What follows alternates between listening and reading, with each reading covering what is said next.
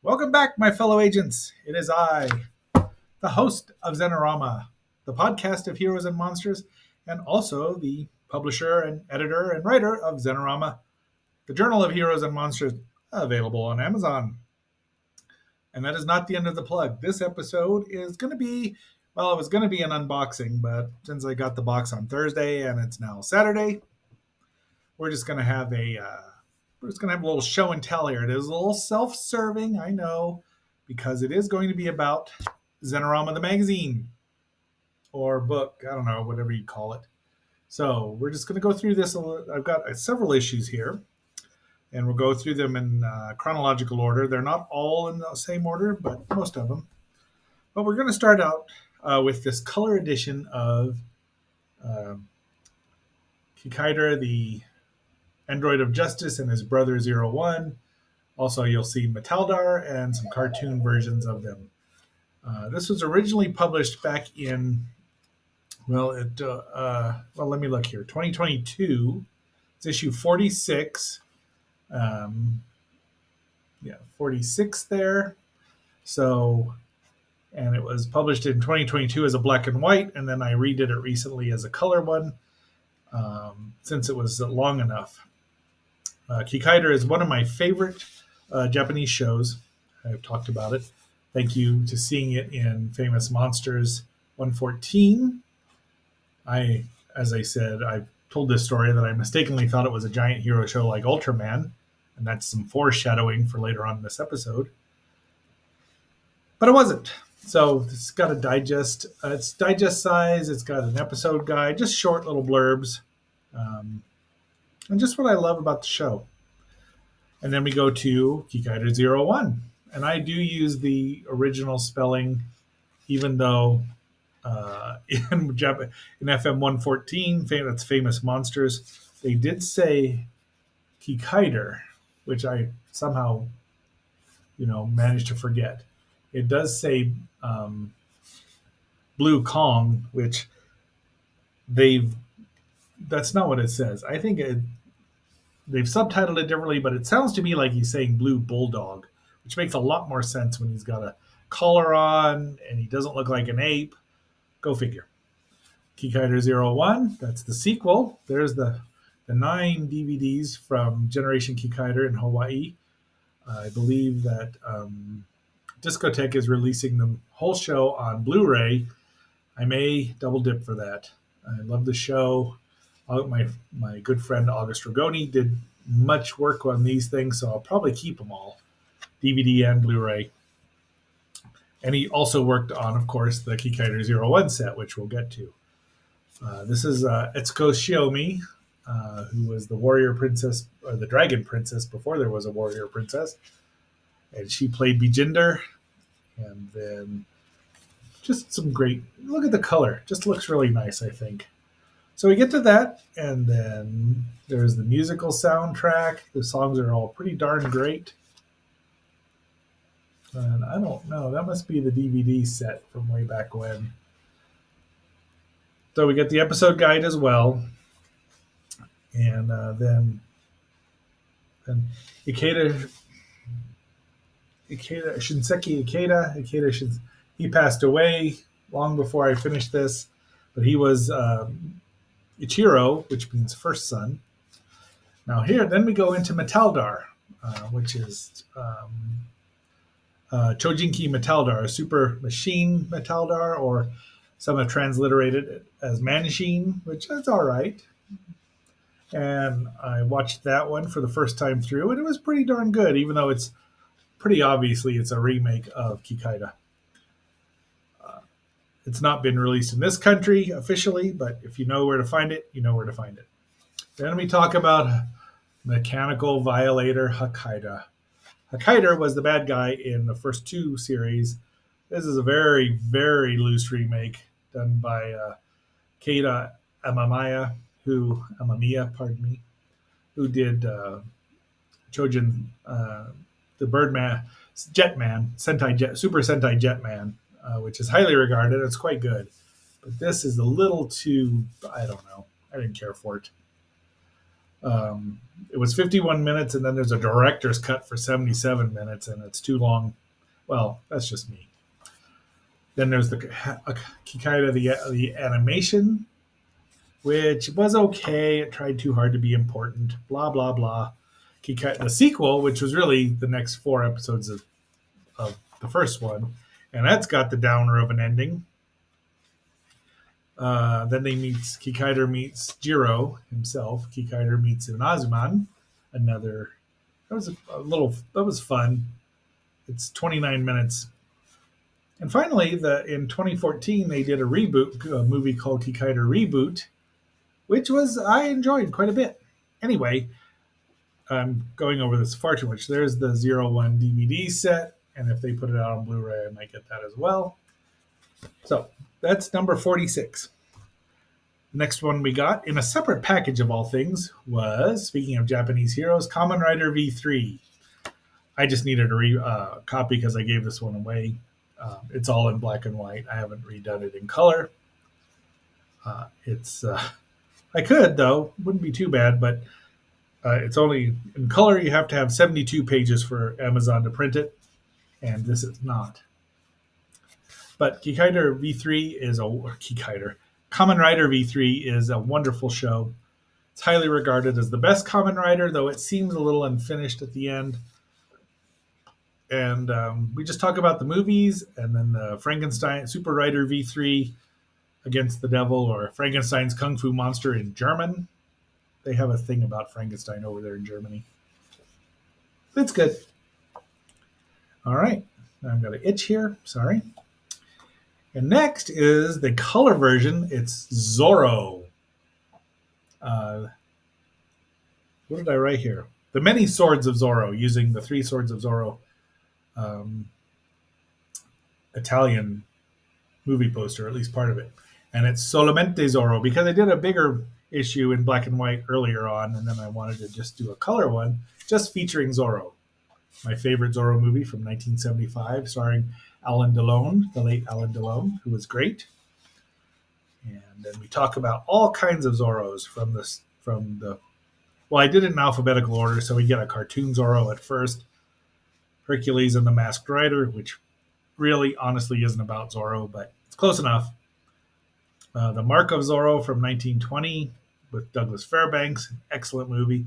The Mark of Zorro from 1940, which I did just watch, and I think I reviewed here with Tyrone Power Jr., which is good. I mean, as long as you don't think of it as the Mark of, it was a Zorro movie. It's far more of a Diego movie, but it has one of the finest pure fencing movie scenes in it, that battle between him and Basil Rathbone. Excellent. Then we go to the Mark of Zorro remake with Frank Langella and Con Noonien Singh himself, Ricardo Montalban, and Lily Munster. Yvonne DiCarlo are in this. It was a television movie, ran 78 minutes. I saw it several times. Talk about the Mask of Zorro and a little bit about the Legend of Zorro, but unfortunately, I've only watched that once and I don't remember a lot about it. It might have been a little too awesome. And then you see the first cartoon Zorro. There have been several. We do mention the Poke of Zorro from The Simpsons. And all these is in color.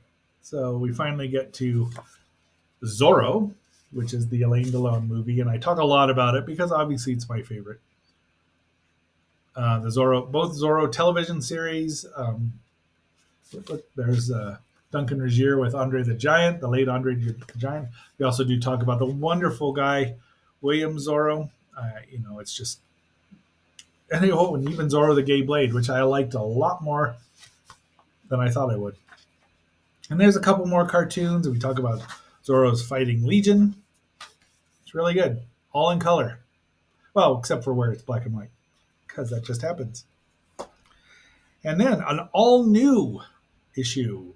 This is number 67. So we're getting into the next three are all brand new stuff. Well, sort of. But this is about the Fantastic Four. So because it's Marvel's first family. I mean, look at all the different Fantastic Four people that have been in it. Medusa, Shulky, that's the She-Hulk. Ms. Marvel. I don't know which Ms. Marvel she was, but at least the second or third one. Crystal and Power Man. I don't know why Luke is in there, but I just go through the history of the show, of the comic book. Pardon me. We talk about the first card, the Hanna Barbera cartoon, which sadly has never been released. We go to the Fantastic Four on the radio, starring a young Billy Murray as the Human Torch. And then we go to the new Fantastic Four, which has got that damn robot in it, which is not the worst thing. It's not an awful show. It's just, why couldn't they put anybody else in there? Anybody. I mean, Crystal, who's actually in it, but Magneto, with his chest very exposed. There's the Inhumans, the Mole Man, a Skrull.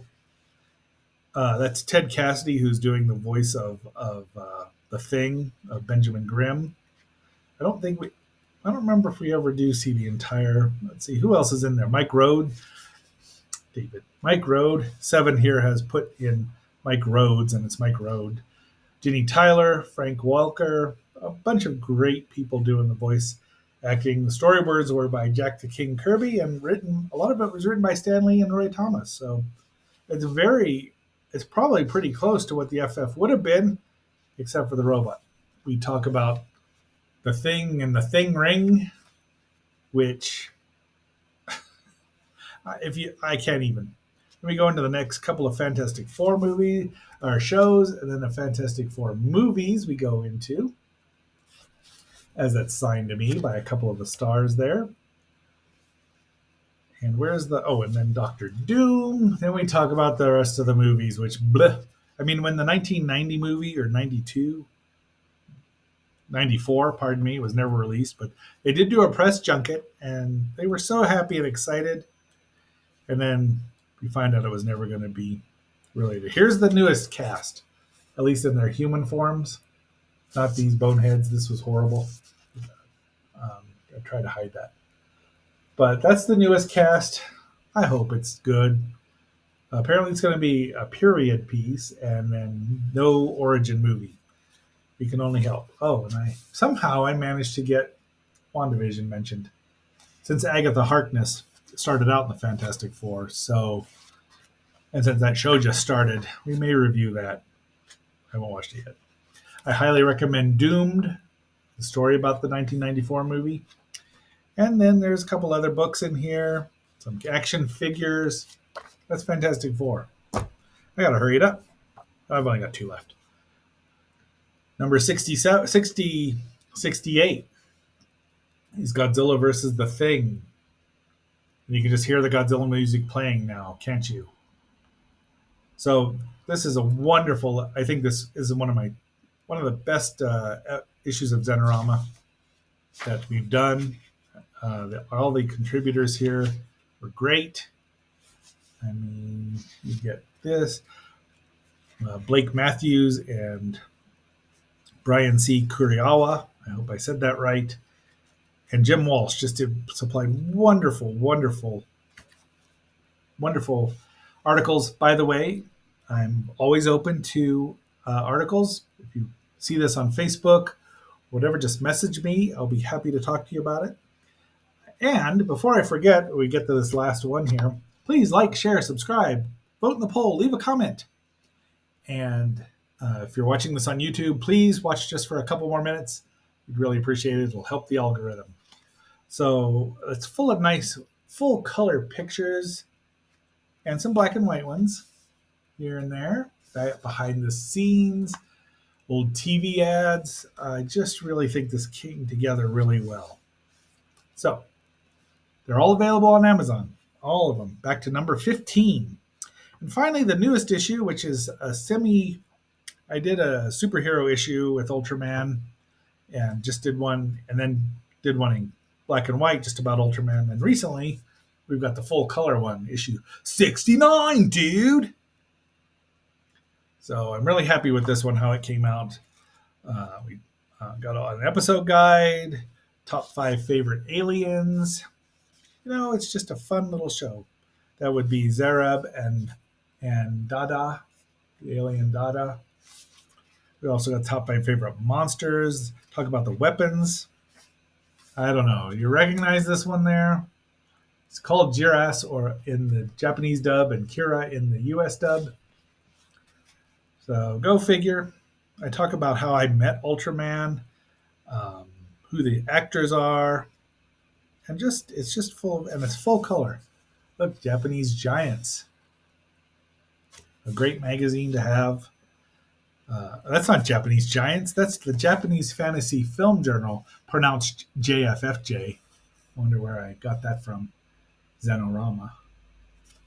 And my favorite, and talks about how I met um, Ultraman, which was watching only 3 episodes with Seabos, my favorite monster, Kira, depending on how you want to say it. He was unnamed, and both were unnamed in their episodes. And of course, the plant monster, Green Mons, or Miroganda, whichever one you prefer. So, I mean, seeing Ultraman was such a treat for me and growing up, because it didn't show on, as far as I know, it never aired in Colorado. And this was clean into 78 when it was still airing in West Virginia on KWDCA. Not KW, just WDCA Channel 20, the greatest channel ever in the history of mankind. Look, Seabos makes a lot of appearances in here because he's my favorite. He's the crying monster.